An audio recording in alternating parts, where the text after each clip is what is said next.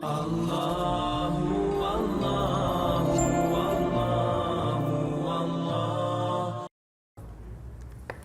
pernah melakukan zina dan minum minuman keras. Bagaimana dengan amal ibadah yang saya lakukan saat ini, dan bagaimana dengan hukum Islam tentang rajam dan potong tangan dan lain-lain? Apakah saya masih bisa berharap surganya Allah? Mohon nasihatnya Ustaz.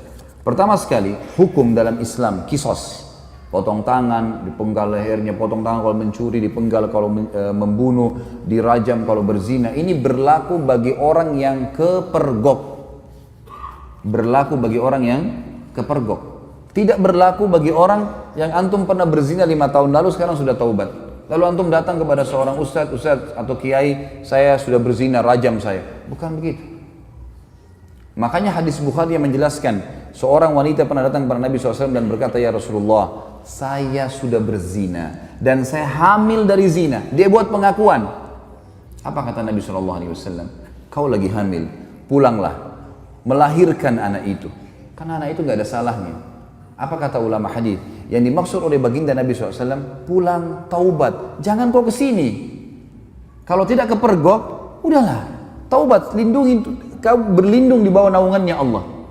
Jangan, tidak ada, kita bukan seperti Katolik teman-teman yang harus pengakuan dosa disampaikan segala, lalu kemudian pasturnya kasih air suci lah kamu selesai. Nah, dalam Islam itu, karena dalam pengakuan dosa nggak ada.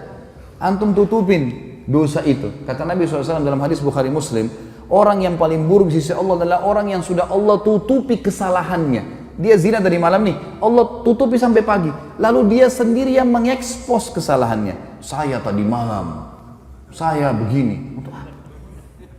Wanita itu teman-teman pada saat sudah selesai melahirkan 9 bulan, masih kembali, ya Rasulullah, saya sudah melahirkan. Kata Nabi SAW, susui anak ini. Masih ada waktu 2 tahun. Disuruh taubat oleh Nabi SAW, gitu kan? Pulang, habis menyusui ternyata iman dalam hatinya masih kuat. Ya Rasulullah, saya sudah menyusui, rajam saya mau disucikan. Barulah Nabi SAW mengatakan, baik, keraskan bajunya, kemudian dirajam, gitu kan? Karena dia terus meminta kepada Nabi SAW, tapi awalnya disuruh pergi, gitu kan? Lalu kemudian teman-teman sekalian yang terjadi, waktu lagi dilempar, ada seorang sahabat mengatakan, semoga Allah melaknatmu, kenapa kau berzina? Kata Nabi SAW, jangan kau laknat dia, perempuan ini, demi zat yang ubun-ubunnya Muhammad dalam genggamannya, dia telah bertaubat, kalau dibagi untuk 70 orang penduduk Madinah cukup buat mereka semua masuk surga. Luar biasa orang ini, jangan itu. Ada pernah sahabat mengatakan, ya Rasulullah, saya mencium seorang wanita di pinggir Madinah, asabtul mar'ah. Dalam ulama hadis mengatakan, dia mengatakan, saya sudah menciumnya, saya sudah memeluknya, tapi tidak terjadi perzinahan. Kata Nabi SAW, atusolli ma'ana, apa kau sholat bersama kami berjamaah? Kata dia, iya. Kata Nabi SAW, idhab, pergilah dari sini. Udah, artinya kau taubat, jangan ceritain ke saya, jangan buat pengakuan tuh, nggak usah. Taubat, tutupin aibmu, bertobat kepada Sang Pencipta. Karena yang kepergok, ditangkap lagi zina, itu kena hukum. Kepergok lagi mencuri, kena hukum, gitu loh. Pernah ada sahabat datang mengatakan, ya Rasulullah, saya berzina, dalam hadis Bukhari semua ini. Kata Nabi SAW sambil, ini orang lagi berhadap begini, Nabi SAW alihkan ke sana. Mungkin kau hanya menciumnya. Nabi SAW alihkan dia. Mungkin kau, jangan datang ngaku sini, pergi sana taubat, gitu loh. Kata Nabi SAW, mungkin kau hanya menciumnya. Dia datang ke sini, ya Rasulullah, saya telah berzina. Nabi SAW alihkan lagi ke sini, mungkin kau hanya memeluknya, sambil tidak melihat wajahnya orang ini. Dia datang lagi, ya Rasulullah, saya sudah berzina. Nabi SAW balik lagi ke arah kiri, mungkin kau hanya begini dan begitu. Dia datang, ya Rasulullah, saya meletakkan kemaluan saya dan kemaluannya, saya sudah berzina, rajam saya. Dia mau sucikan dirinya, maka dia berikan kesaksian buat dirinya. Nabi sudah alihkan, tetap dia mau, ya sudah, ya dirajam. Pada saat lagi dilempar, teman-teman sekalian, ini riwayat Bukhari, lagi dilemparin, sahabat ini rupanya kesakitan, lagi dirajam, lari dia.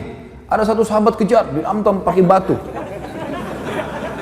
mati, karena dipukul pakai batu, dikejar kan. Kata Nabi SAW, halla taraktumu fayatubu yatubullahu alaih. Tidakkah kalian biarkan aja dia pergi, semoga saja dia taubat dan Allah terima taubatnya. Karena ini shock terapi sebenarnya kan, supaya dia tidak ulangi. Dalam Islam tidak ada teman-teman begitu orang buat mengaku penggal lehernya, ngaku potong tangannya, bukan itu. Ini memang Allah mengatakan, a'udzu minasyaitonir walakum fil qisasi hayatun ya ulil albab. dalam qisas itu ada kemakmuran yang kedua bagi orang-orang yang berakal, dan ini bagi orang yang seperti saya jelaskan tadi teman-teman yang kepergok. Kalau orang sudah taubat, antum melakukan dosa sudah taubat, sudah antara antum dengan Allah, jangan ceritakan. Dan ulama masuk dalam bab masalah menikah, tidak dibenarkan seorang laki-laki bertanya pada istrinya atau istri bertanya pada suaminya, sebelum nikah kau pernah berzina nggak? Ini nggak boleh ditanyain dan tidak boleh dijawab. Yang ditanya nggak boleh jawab. Untuk apa? Baik kalau dia bilang iya saya pernah zina, gimana? Untuk apa nanya? Sekarang depan mata saya ini istri saya, ini suami saya, selesai. Yang saya tahu zahirnya adalah orangnya baik, itu hukum kita. Jangan korek-korek yang kita tidak tahu, nggak usah. Nggak perlu. Nggak usah periksa-periksa HP, ngambil tugasnya malaikat. Lah iya, Allah titip malaikat kiri kanan nggak? Yakin nggak dengan itu? Apa fungsinya? Kiraman katibin kata Allah. Tugasnya nulis. Ngontrol suami kita di mana, istri kita di mana, dia yang nulis. Dan tidak ada yang luput dari penglihatan Allah SWT. Tidak ada dosa yang luput. Jangan repot-repot kita yang sibuk hubungi siapa, bicara sama siapa, habis umur untuk itu. Saya bilang sama istri saya nggak akan periksa HP-mu.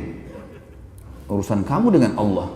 Saya cuma ingatkan, tapi sesuatu yang salah depan mata saya luruskan. Dan saya tentram hidup dengan cara seperti itu, gitu kan? Gak usah repot-repot, ada urusan sama Allah, kita selalu ingatkan kepada Allah SWT. Ini gak usah repot-repot, ini sekretaris dua ini luar biasa, gak tidur, gak capek.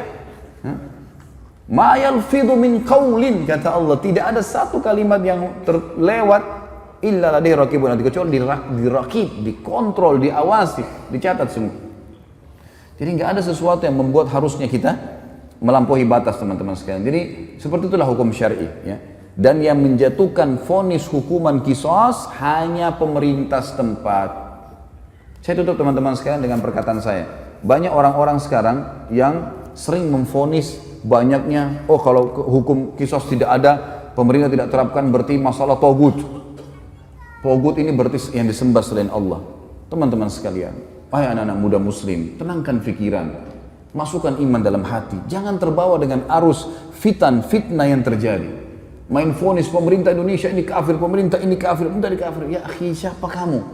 Duduklah, ibadahlah kepada Allah, azan ke masjid, baca Quran, perbanyak ibadah, jaga mulut. Kata Nabi SAW, man kana yu'minu billahi wal akhir falyakul khairan aw liyasmut. Siapa yang mengaku beriman pada Allah dan akhir, dia cuma ucapkan yang baik, yang dia tahu dan dia tahu bermanfaat buat dia di akhirat, atau dia diam. Jangan ikut campur, nggak usah. Sekarang antum memvonis si fulan tidak benar, si fulan tidak benar. Dari mana ilmu antum tidak benar? Indonesia ini bukan negara Islam. Tapi teman-teman sekalian, berapa presiden kita? 5 atau 6 sebelumnya yang sampai sekarang muslim atau bukan? Muslim. Salah satu syarat negara Islam pemimpinnya muslim. Yang kedua, mayoritas masyarakat muslim atau bukan? Nah, tinggal yang ketiga syaratnya, terterapkannya hukum Islam, kan gitu. Baik, pertanyaan di Indonesia, apakah hukum Islam sudah diterapkan? Sudah akhi, sebagian belum.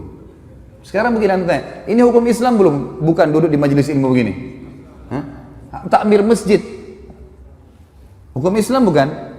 Azan dikumandangkan, 5 waktu sholat dikumandangkan. Kalau kita Ramadan diiklanin nggak? Baik, kalau kita pergi haji, jemaah haji pergi nggak? Pemerintah buat nggak program haji? Puasa Ramadan, zakat, ada badan zakat nasional.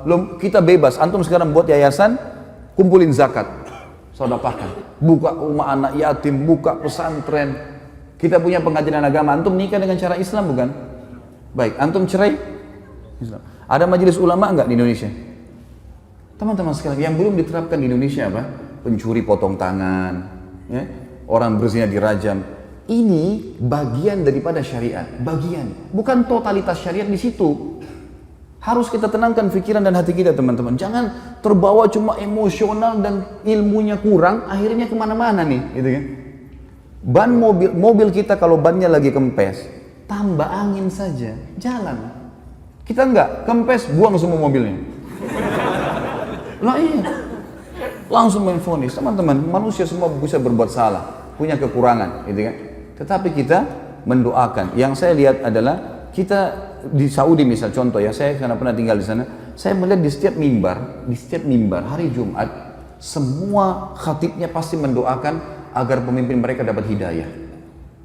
Bayangkan kalau kita punya, saya dapat data teman-teman di Jakarta Selatan saja, kita punya 2.200 masjid dan musola. 2.200 masjid dan musola. Ini mungkin sejumlah dengan masjid di negara-negara muslim yang lain yang kecil. Ini baru Jakarta Selatan, kita punya 5 wilayah Jakarta. Ada pusat, ada barat, ada utara, ada timur, ada selatan. Ini kalau 2.000 aja setiap wilayah kita punya 10.000 masjid. Bagaimana kalau seluruh Indonesia? Bagaimana kalau semua orang ini, ya, kalau 10.000 masjid teman-teman berarti ada 10.000 khatib, ya. Kalau kita punya misal seluruh Indonesia anggaplah 5.000, 10.000, 100.000 masjid. Semuanya mendoakan, ya Allah berikan hidayah pemimpin kami. Ya Allah berikan mereka menerapkan Al-Quran dan Sunnah. Ya Allah. Terus kita doakan kebaikan. Masa dari sekian ratus ribu orang mukmin berdoa tidak diterima sama Allah? Daripada kita main vonis, kita main salahkan, comot sana, ganti sini, vonis ini. Kehidupan apa ini gitu?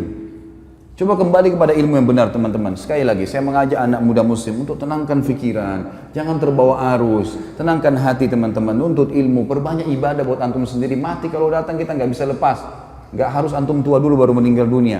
Maka sibukkan pada hal yang bermanfaat. Allahu alam. Ini tentu saja saya tutup teman-teman sekalian dengan kalimat saya bukan menggurui, saya tidak pernah menyebutkan nama orang, alhamdulillah di majelis saya tidak mau memvonis siapapun salah, tapi kita kembali kepada wahyu Allah subhanahu wa ta'ala sesuai dengan pemahaman para sahabat. Ini adalah hal yang paling tepat. Coba antum kembalikan kepada ini, maka hati kita akan tenang. Oh ternyata Ibnu Abbas, oh ternyata si fulan, oh ternyata si fulan. Ini yang insya Allah kan sudah cukup buat kita. Allahu a'lam. Mohon dimaafkan kalau ada salah tentunya. Dan juga kalau ada benar pasti dari Allah. Kita berdoa kepada Allah Sang Pencipta agar seluruh amal yang pernah kita kerjakan diterima olehnya dengan kemahamurahannya, dan semoga saja semua dosa yang pernah kita kerjakan dimaafkan dan diganti pahala. Juga sisa umur kita semoga diberkahi di harta, di keluarga, di umur, dan juga pekerjaan, serta puncaknya kita diberikan oleh Allah Sang Pencipta masuk surga tanpa hisab. Dan tentu kita berharap ya Allah surga Firdausmu yang maha luas dan juga yang maha sempurna. Ya Allah, kami mohon kepadamu agar Engkau menolong saudara-saudara kami di Palestina, di Syria, di Yaman, di Irak, di Myanmar, dimanapun mereka berada yang sedang tertindas. Ikhlaskan niat mereka, terima para syuhada mereka, muliakan Islam di tangan mereka dan tangan kami semua, serta partisipasikan kami bersama mereka di pahala baik dengan doa, dengan harta, juga dengan jiwa kami. Dan semoga dengan kemahamurahan-Mu ya Allah, yang kami yakin Engkau sedang melihat kami sekarang, dan juga malaikat-Mu sedang menghadiri majlis ilmu ini, agar Engkau menyatukan kami semua di surga Firdaus-Mu tanpa hisab, di mana Engkau satukan kami di majlis ilmu yang mulia ini. Tentu selanjutnya teman-teman sekalian kita berharap agar Allah Subhanahu wa taala sekali lagi mengikhlaskan niat kita, menjadikan majelis ilmu ini sebagai ilmu yang bermanfaat. Dan saya memohon ampun bila ada sesuatu yang salah kepada Allah Sang Pencipta, dan juga untuk saudara kita semua hadir di sini, dan kedua orang tua kita dan seluruh muslimin dan muslimat, agar semuanya dimaafkan kesalahan-kesalahannya. Subhanakallahumma wa bihamdika asyhadu an la ilaha illallah astaghfirullah wa atubu ilaik. Wassalamualaikum warahmatullahi wabarakatuh.